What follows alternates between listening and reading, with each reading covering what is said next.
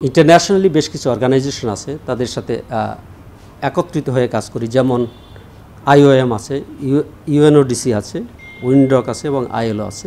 এদের সাথে আমরা সম্মিলিতভাবে একসাথে কাজ করি। ইভেন আমরা যে আরেকটা কাজ করে থাকি সেটা হচ্ছে আমাদের একটা সেল আছে আমাদের আন্তর্জাতিক বিমানবন্দরে।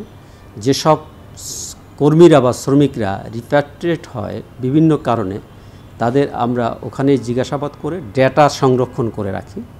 পরবর্তীতে তারা যদি মামলা রুজু করে, সেই ক্ষেত্রে এই ডেটার উপর বেস করে আমরা ইনভেস্টিগেশন করে অপরাধীদের বিরুদ্ধে আইনগত ব্যবস্থা গ্রহণ করি।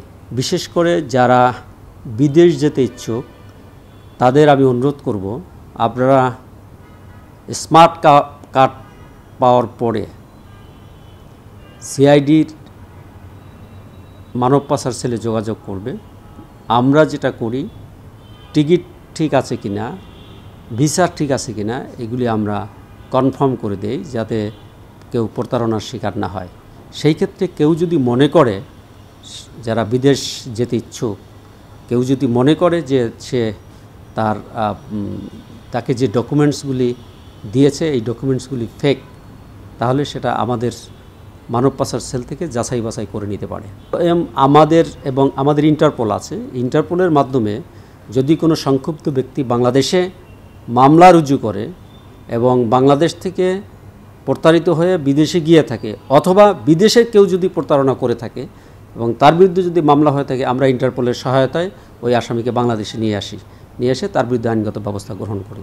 ইন অ্যাডিশন এইসব লোকজনদের রিপ্যাট্রিয়েটের ক্ষেত্রেও আমরা IOM এর কাছ থেকে সহায়তা পাই, UNODCর সহায়তা পাই, তারপরে উইন্ডক একটা NGO আছে, সহায়তা নিয়ে আমরা এদের অনেক সময় রিপ্যাট্রিয়েট যারা হয় তাদের অনেক সময় তাদের ব্যাক করার আর্থিক সামর্থ্য থাকে না, সেই ক্ষেত্রে এইসব NGOগুলি সহায়তা প্রদান করে থাকে।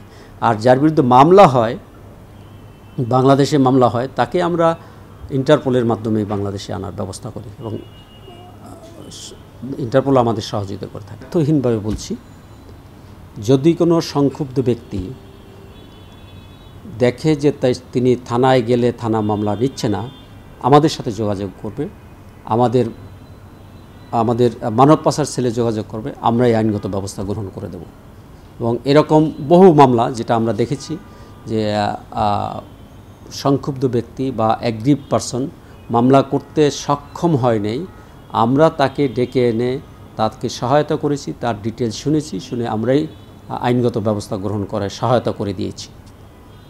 এরকম যদি হয়, আমার মেসেজ থাকবে, যারা এরকম ভুক্তভোগী তারা নির্দ্বিধায় সিআইডির সাথে যোগাযোগ করতে পারে। আর সিআইডি অর্গানাইজেশনটা একটি প্রাচীন অর্গানাইজেশন। আপনি জানেন যে এই অর্গানাইজেশন অর্গানাইজ ক্রাইম নিয়ে কাজ করে। তো এই ধরনের অর্গানাইজ ক্রাইম যারা করে তাদের বিরুদ্ধে সকল ধরনের আইনগত ব্যবস্থা আমরা গ্রহণ করে থাকি।